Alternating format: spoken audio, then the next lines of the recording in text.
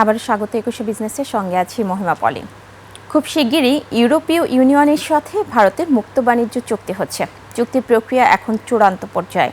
সুইজারল্যান্ডের ডাভোসে world economic ফোরামের বার্ষিক সভায় এ তথ্য নিশ্চিত করেছেন ইউরোপীয় কমিশনের president Ursula von der Leyen. তিনি জানান, আগামী সপ্তাহেই তিনি ভারত সফরে যাচ্ছেন। ভারতের সাথে মুক্ত বাণিজ্য চুক্তির বিষয়ে আলোচনা শেষ পর্যায়ে। ভারত একটি বিশাল বাজার, এমনটা উল্লেখ করে উর্সুলা বলেন, ভারতের সাথে মুক্ত বাণিজ্য চুক্তিটি হবে ঐতিহাসিক। এই চুক্তিকে তিনি মাদার অফ অল ডিলস হিসেবে আখ্যায়িত করেন। এদিকে ইউরোপীয় ইউনিয়ন হচ্ছে বাংলাদেশের রপ্তানির সবচেয়ে বড় বাজার। প্রতিযোগী দেশ ভারত এই বাজারে মুক্ত বাণিজ্য চুক্তির আওতায় শুল্কমুক্ত সুবিধা পেলে চাপে পড়তে পারে বাংলাদেশের তৈরি পোশাক খাত। Next weekend, I will travel to India. There's still work to do, but we are on the cusp of a historic trade agreement. Indeed, some call it the mother of all deals. One that would create a market of 2 billion people, accounting for almost a quarter of global GDP. And crucially, that would provide a first-mover advantage for Europe with one of the world's fastest-growing and most dynamic continents.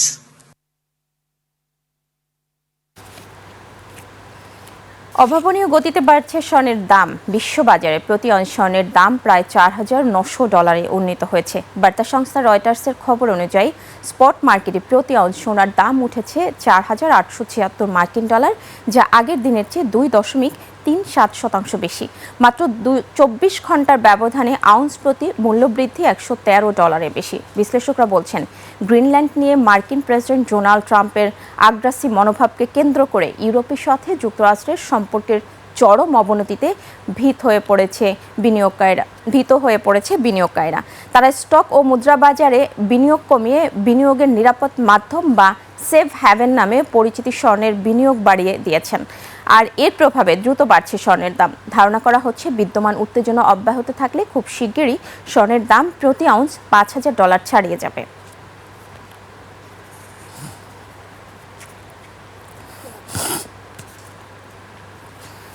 এদিকে দেশের বাজারে একদিনের ব্যবধানে আবারও সোনার দাম নতুন record তৈরি হয়েছে। এবার ভরি প্রতি সর্বোচ্চ $5,249 বাড়িয়েছে বাংলাদেশ জুয়েলার্স সমিতি বাজস। এতে ভালো মানের 22 ক্যারেটের এক ভরি সোনার দাম বেড়ে ছাড়িয়েছে $2,44,000, যা দেশের বাজারে এখন পর্যন্ত সর্বোচ্চ। নতুন মূল্য অনুযায়ী 22 ক্যারেটের ভরি প্রতি সোনার দাম হয়েছে $2,44,128, 21 ক্যারেট সোনা $2,32,988, 18 ক্যারেট সোনা $1,99,746 এবং সনাতন পদ্ধতি সোনার ভরি $1,63,821। সোনার নতুন দাম আজ থেকে কার্যকর হয়েছে। বাজস জানায়, স্থানীয় বাজারে খাঁটি সোনার দাম বাড়ায় নতুন করে মূল্য সমন্বয় করা হয়েছে। এর আগে মঙ্গলবার ভরি প্রতি $4,199 বাড়িয়ে সোনার দাম নির্ধারণ করা হয়েছিল। সে অনুযায়ী 22 ক্যারেটের এক ভরি সোনার দাম ছিল $2,38,879।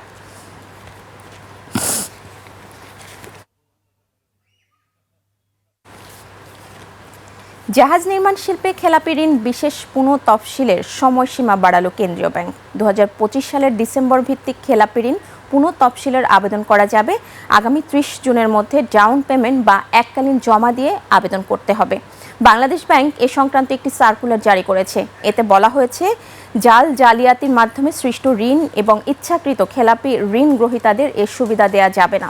পুনঃতফসিল বা পুনর্গঠন সুবিধার ক্ষেত্রে স্থগিত হিসেবে রক্ষিত সুদ এবং অনারোপিত সুদ আলাদা ব্লকড হিসেবে স্থানান্তরের পর অবশিষ্ট স্থিতির উপর 3% ডাউন পেমেন্ট নিতে হবে। আবেদনের সঙ্গে 1.5% এবং কার্যকর হওয়ার পরবর্তী 6 মাসের মধ্যে অবশিষ্ট ডাউন পেমেন্ট নিতে হবে। 2 বছরের গ্রেস পিরিয়ড সহ সর্বোচ্চ 10 বছরের জন্য এই সুবিধা দেওয়া যাবে।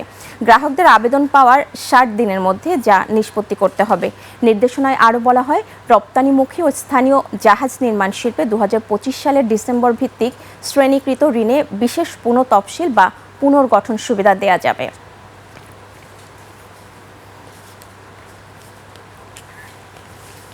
ক্যারিবিয়ান সাগর থেকে ভেনেজুয়েলার 7ম তেলবাহী জাহাজ আটক করেছে মার্কিন সামরিক বাহিনী। ডিসেম্বর থেকে শুরু হওয়া অপারেশন সাউদার্ন স্পিয়ারে এটি আটক করা সপ্তম তেলবাহী জাহাজ।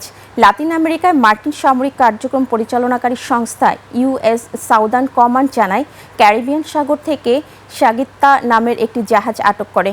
প্রেসিডেন্ট ট্রাম্প ভেনেজুয়েলার উপর যে নিষেধাজ্ঞা দেন জাহাজটি তা অমান্য করায় এটিকে জব্দ করা হয়। চলতি মাসে ভেনেজুয়েলায় আক্রমণের পর থেকে দেশটির তেল উৎপাদন ও বিক্রয়ের উপর কঠোর নিয়ন্ত্রণ আরোপ করেছে যুক্তরাষ্ট্র।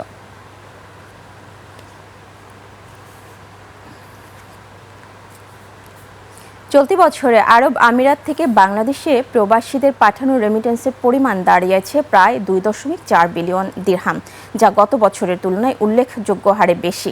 রেমিটেন্স প্রবাহের এ ধারাবাহিকতাকে ধরে রাখতে সরকার নানা রকমের পদক্ষেপ গ্রহণ করছে।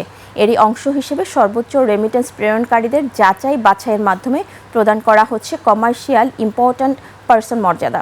2025-26 অর্থ বছরে সারা বিশ্ব থেকে মোট 86 জন প্রবাসী বাংলাদেশি সিআইপি হিসেবে নির্বাচিত হয়েছেন, যার মধ্যে সংযুক্ত আরব আমিরাত থেকেই নির্বাচিত হয়েছেন 41 জন।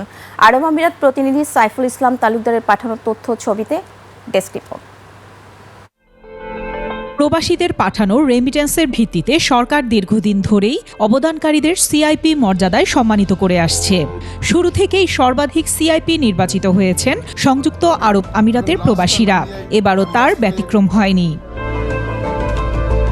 আমিরাত থেকে নির্বাচিত সিআইপিদের নিয়ে আবুধাবিতে মতবিনিময় সভার আয়োজন করে বাংলাদেশ দূতাবাস। বৈধ পথে রেমিটেন্স পাঠানোর কারণে রাষ্ট্র তাদের সম্মানিত করলেও সম্মাননা প্রদান প্রক্রিয়ার কিছু দিক তাদের অসম্মানিত করেছে বলে মন্তব্য করেন সিআইপিরা। আমরা গুগল প্রাইমারি স্কুলে যখন ওখানে ধাক্কি বাজারের মতো আমাদেরকে ট্রিট করা হয়, বাহিরে দাঁড় করাইয়ে রাখে।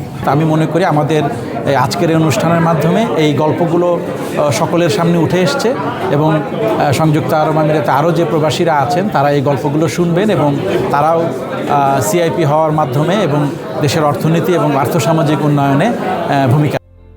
এছাড়া ভিসা সংকট, প্রবাসীদের মরদেহ পাঠানোর খরচ, পোস্টাল ব্যালট ও এয়ারপোর্টে হয়রানি সহ নানান সমস্যার কথা তুলে ধরেন প্রবাসীরা।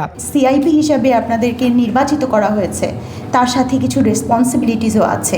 প্রথমে নিজেদেরকে চিনব এবং কে কোন ফিলান্থ্রপিক ব্যাপারে ইন্টারেস্টেড আছে সেইগুলো আমরা কম্পাইল করব এবং সেটা অনুযায়ী আমরা পরের বছরগুলোতে হয়তো বিভিন্ন ইনিশিয়েটিভ নিব। এ সময় অসহায় প্রবাসীদের পাশে দাঁড়াতে সিআইপিদের প্রতি আহ্বান জানিয়ে প্রবাসীকে বৈধ পথে রেমিটেন্স পাঠাতে আরও সক্রিয় ভূমিকা রাখার অনুরোধ জানানো হয়। Desk report, 21 television.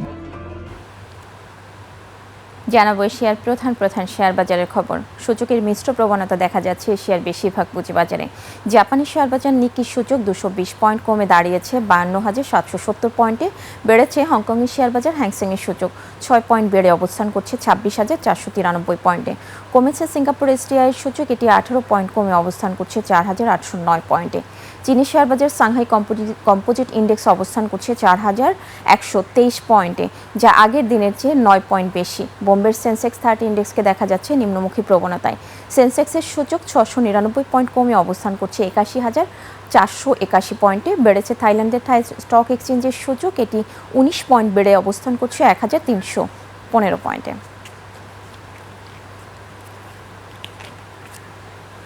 দর্শক, নিচ্ছে ছোট্ট একটা বিরতির পর ব্যবসা বাণিজ্য পরিস্থিতি নিয়ে আমরা কথা বলবো খান ব্রাদার্স গ্রুপের ব্যবস্থাপনা পরিচালক তোফায়েল কবির খানের সঙ্গে। ততক্ষণ সঙ্গেই থাকুন।